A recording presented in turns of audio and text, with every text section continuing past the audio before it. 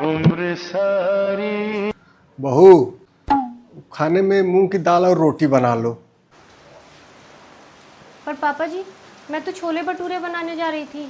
बेटा, आज मेरा पेट खराब है, छोले भटूरे नहीं खा पाऊंगा। तुम एक काम करो, आज मूंग की दाल और रोटी बना लो, छोले भटूरे किसी और दिन बना लेना, ठीक है? ठीक है पापा जी।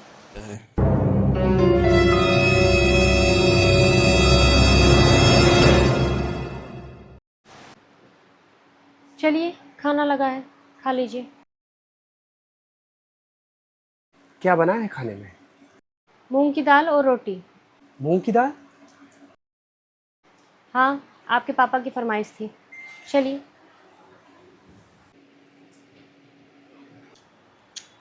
अरे अभी और कितनी देर लगेगी? आई, बस 5 मिनट। अंकित बेटा, हाँ पापा। तुम्हारे पास अगर टाइम हो तो मुझे रमेश के यहाँ छोड़ दोगे क्या? हाँ, छोड़ तो दूंगा, लेकिन ये बताइए आज अचानक आपको रमेश अंकल की याद कैसे आ गई? अरे कुछ नहीं बेटा, 2-3 दिन से मेरी तबीयत कुछ ठीक नहीं लग रही है। रमेश मेरा पुराना दोस्त है, मैं सोचता हूँ उसके साथ कुछ टाइम बिताऊंगा तो शायद मुझे अच्छा लगेगा। चलिए। सपना, तुम थोड़ी देर रुको, मैं पापा को थोड़ा रमेश अंकल के यहाँ छोड़ के आता हूँ। ठीक है। चले पाओ।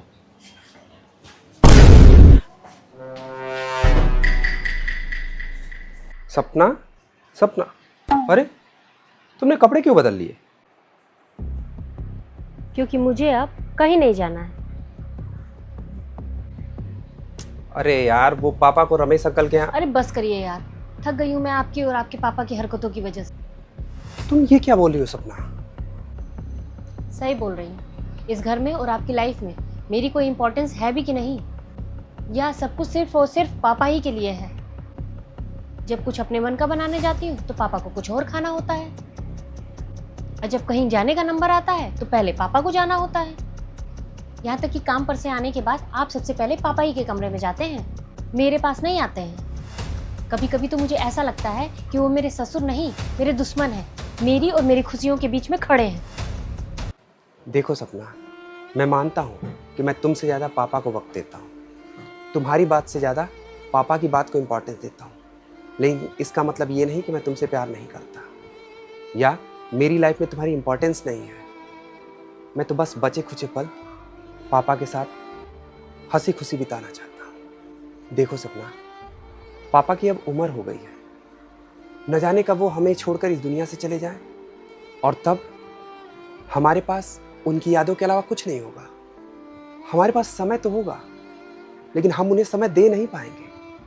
हम उनसे बातें करना चाहेंगे, लेकिन बात नहीं कर पाएंगे। तुम्हारी जो मर्जी हो वो बनाना, कोई फरमाइश करने वाला नहीं होगा। तुम्हारा जहां मन हो वहां जाना, कोई रोकने वाला नहीं होगा। तब हमें उनकी बहुत याद आएगी यार। मैं उन्हें जिंदगी भर अपने पास तो नहीं रख सकता, लेकिन भगवान ने जितना भी समय मुझे दिया है उनके पास, उसमें मैं उनके लिए सब कुछ करना चाहता हूँ। मैं वो सब करना चाहता हूँ जो वो चाहते हैं, और शायद उनके मन का करते करते मैं तुमको सब कुछ ना दे पाऊँ, पर उनके जाने के बाद मैं तो तुम्हारा ही हूँ। तब मैं तुम्हारे लिए सब कुछ करूँगा। पर प्लीज़ अभी तुम मुझे समझो और मेरा साथ दो। I am sorry.